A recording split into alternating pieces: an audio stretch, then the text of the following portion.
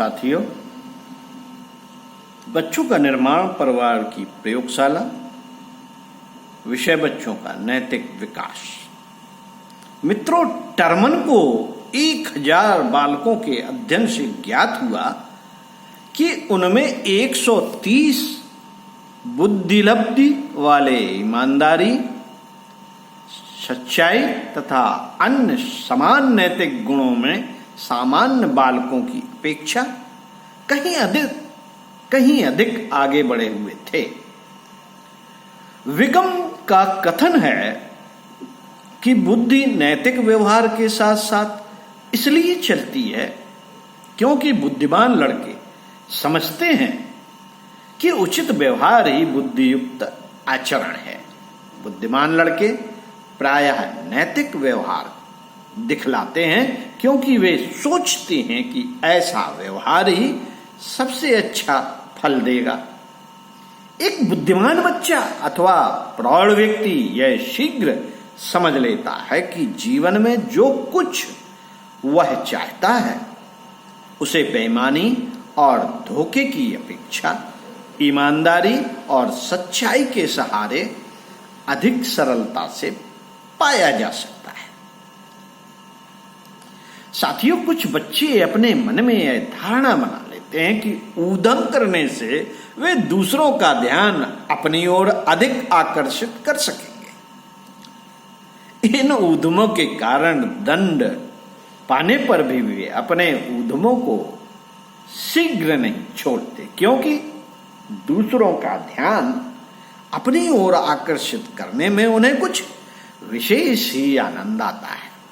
कुछ बड़े बच्चों का समूह शरारतें करने में विशेष आनंद का अनुभव करता है।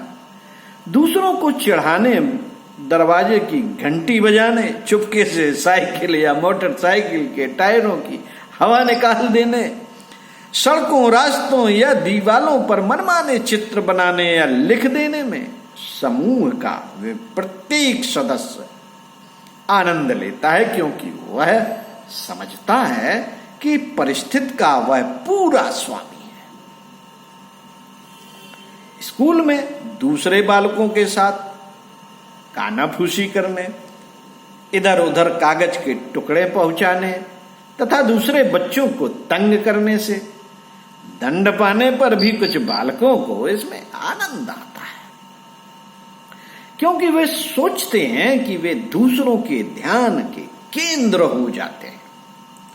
कुछ व्यक्तियों के व्यवहार में सारे बचपन शरारत पाई जाती है। बचपन में बालक माता पिता के नियंत्रण को ढीला कर समूह के नियंत्रण में आ जाता है, अतः इस काल में उसमें शरारतों का पैदा होना स्वाभाविक है।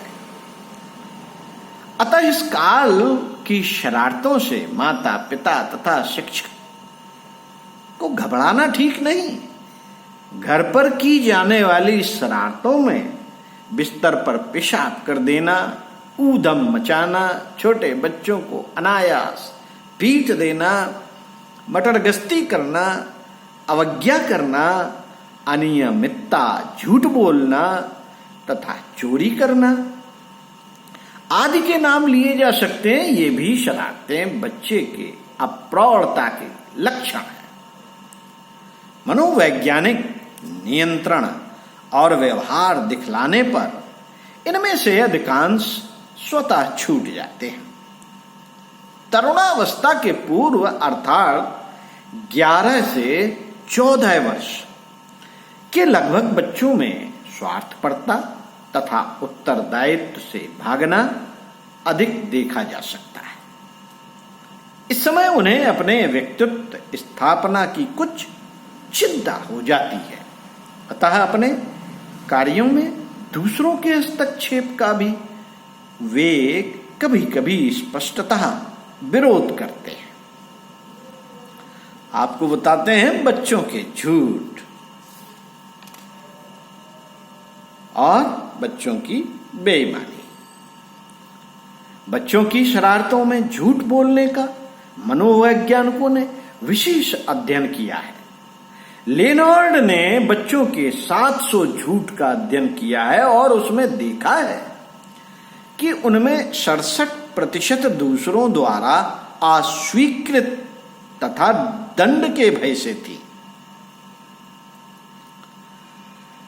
उनमें से 12% बच्चों की कल्पना अथवा अतिशयोक्ति के कारण और 20% जानबूझकर कल्पना के कारण अथवा धोखा देने के उद्देश्य थी। कुछ लड़के और लड़कियां दंड के भय से दूसरों को दोष देती हैं। लड़के झूठ बोलकर दंड से बच जाने में प्रायः अपनी बहादुरी समझते हैं, जबकि प्रौढ़ लोग सेखी में अनायास झूठ बोला करते हैं। मनोवैज्ञानिकों ने अपने अध्ययन में देखा है कि झूठ बोलने वाले बच्चे प्रायः ऐसे अव्यवस्थित घरों से आते हैं जहां उन्हें कोई प्यार नहीं करता और जहां उन्हें अस्थिर विनय नियमों का पालन करना होता है। ऐसे बच्चों की माताओं के अध्ययन से पता चला कि उनमें से लगभग 67% अपने बच्चों में बहुत झूठ बोलती थी। बच्चों की बेईमानी के संबंध में हार्टशोन और में ने 11,000 बच्चों का कुछ परीक्षणात्मक अध्ययन किया। अपने अन्वेषण के आधार पर उन्होंने निष्कर्ष निकाला कि धोखा देने में लिंग भेद विशेष उल्लेखनीय है। उनका कहना है कि बड़े बच्चे छोटे बच्चों की अपेक्षा अधिक धोखा देते हैं। ऊंची सामाजिक और आर्थिक स्थिति वाले बच्चे निम्न सामाजिक और आर्थिक स्थिति वाले बच्चों की अपेक्षा कम धोखा देते हैं। ईमानदारी और बेईमानी बहुत हद तक परिस्थिति विशेष तथा बच्चों के निहित उद्देश्य पर निर्भर करती है, न कि किसी सामान्य नैतिक गुण पर। साथियों, दूसरे शब्दों में यह कहा जा सकता है कि एक परिस्थिति में बालक ईमानदार हो सकता है और दूसरी परिस्थिति में बेईमान, तथा एक परिस्थिति में उसके निहित ध्येय के अनुसार बेईमानी का लक्षण उसमें देखते हुए भी उसे ईमानदार कहा जा सकता है और दूसरी परिस्थिति में उसके ध्येय के अनुसार उसे बेईमान कहा जा सकता है। पंडित श्री राम शर्मा आचार्य आगे बताएंगे,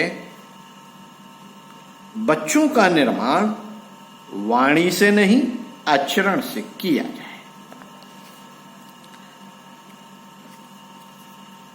साथियों, बच्चों के झूठ, बेईमानी, शरारतें और टीवी, इंटरनेट, सिनेमा, पुस्तकें, प्रतियोगिता, नैतिक विकास पर प्रभाव डालने वाली बातें आपको बताई। इनका मूल में गुरुदेव कहते हैं कि बेटा, बच्चों से प्यार कीजिए, उन पर विश्वास कीजिए,